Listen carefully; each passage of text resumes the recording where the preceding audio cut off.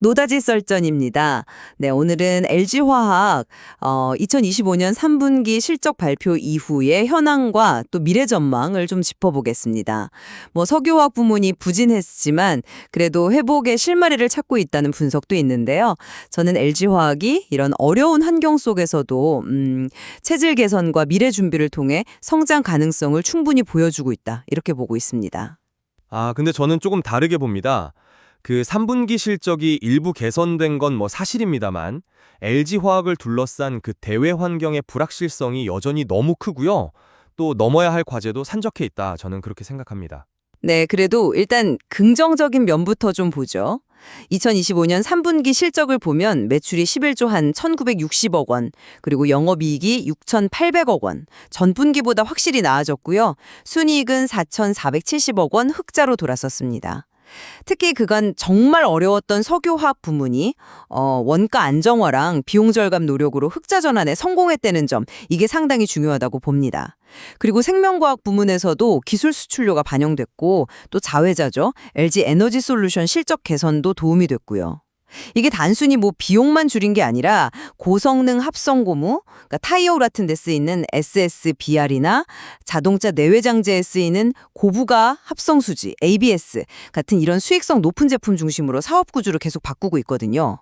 대산에는 또 친환경 바이오 원료 공장 투자도 진행 중이고요. 3분기 흑자 전환은 다양입니다만 이게 어떤 추세적인 개선으로 이어질지는 좀 더 지켜봐야 할 것 같습니다.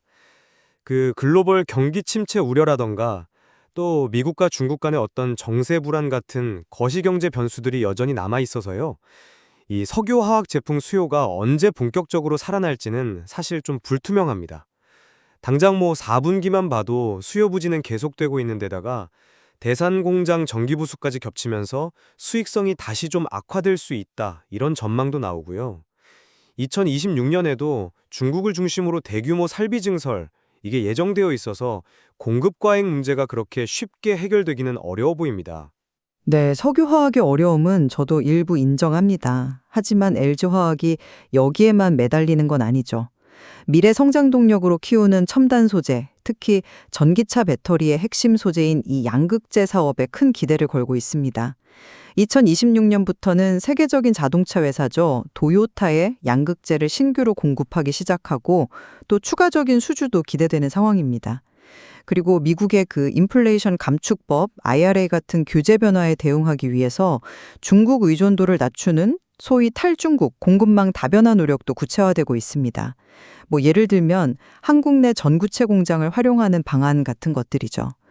뿐만 아니라 가격 경쟁력을 높이기 위해서 니켈 함량을 조절한 중저가 양극재 개발과 양산 준비도 착실히 하고 있습니다. 양극재 사업의 성장성 자체를 부인하기는 어렵습니다만 여기에도 위험 요인은 만만치 않습니다. 당장 미국 전기차 시장 성장세가 예전 같지 않고 좀 주춤하고 있고요. IRA 세부 규정 변화 같은 정책 리스크도 여전히 존재합니다. 또 고객사인 완성차 업체들이 재고를 좀 보수적으로 관리하면서 단기적으로 양극재 출하량이 줄어든 것도 부담이고요. 무엇보다 중국 업체들이 가격 경쟁력을 앞세운 그 LFP, 리튬 인산철 배터리 소재 시장을 워낙 빠르게 장악하고 있는데 LG화학이 이들과 경쟁하면서 어떻게 수익성을 확보할 수 있을지 이 부분은 아직 구체적인 그림이 잘 보이지 않는다는 거죠. 설비 투자, 그러니까 캐펙스 규모를 내년 2026년부터는 상당 부분 줄인다는 계획도 결국 이런 불확실성을 반영한 결정 아니겠습니까? 글쎄요, 설비 투자 축소를 무조건 부정적으로만 볼 필요는 없다고 생각합니다.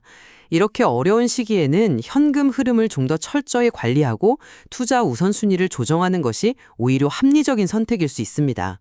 그리고 LG 에너지 솔루션 지분 일부를 PRS 방식으로 활용해서 약 2조 원의 자금을 확보하는 등 선제적인 재무 관리 노력도 저는 긍정적으로 평가합니다. 그리고 양극재 외에 다른 신사업들도 착실히 준비하고 있습니다. 인공지능, AI 반도체에 들어가는 핵심 소재라던가 차세대 자동차 디스플레이용 필름 같은 이런 새로운 시장을 공략하는 전자 엔지니어링 소재 개발도 성과를 내고 있고요. 생명과학 부문의 항암 신약 개발 노력도 꾸준히 이어지고 있지 않습니까? 신사업 발굴 당연히 중요하죠. 중요합니다만 이 사업들이 LG화학 전체 실적에 의미 있는 기여를 하려면 글쎄요, 시간이 꽤 걸릴 겁니다. 아직은 투자 단계인 사업들이 많고 또 그 성공 여부도 사실 불확실하고요. 파만농 사업만 봐도 해외 고객사 재고 문제로 이번에 적자를 기록했고 전체 부채 비율도 소폭이지만 113%까지 올랐다는 점, 이런 것도 간과할 수는 없습니다. 캐펙스 축소가 단기적인 재무 안정에는 도움이 될지 몰라도 결국 미래 성장을 위한 투자가 위축될 수 있다는 우려, 이건 여전하다고 봅니다. 네, 정리를 좀 해보자면요. LG화학이 분명 어려운 시기를 보내고 있는 것은 맞지만 3분기 실적 개선을 통해 반등의 가능성을 보여주었다고 생각합니다. 고부가 제품 중심으로 사업 구조를 재편하고 또 양극재를 중심으로 한 첨단 소재와 신사업 투자를 통해 미래를 준비하면서 재무 건전성 관리에도 힘쓰고 있다는 점에서 저는 충분히 긍정적으로 평가할 수 있다고 봅니다. 저는 여전히 그 글로벌 경제와 전방 산업의 불확실성이라는 외부 요인이 너무 크다고 봅니다. 석유화학 시황 개선은 더뎌 보이고 또 전기차 시장 성장 둔화 가능성도 배제할 수 없고요. 양극재 사업의 수익성 확보 방안이나 신사업의 성공 여부는 좀 더 시간을 가지고 냉정하게 지켜봐야 한다고 생각합니다. 특히 투자 축소 결정이 장기적인 경쟁력에 미칠 영향은 보다 신중하게 판단해야 할 부분입니다.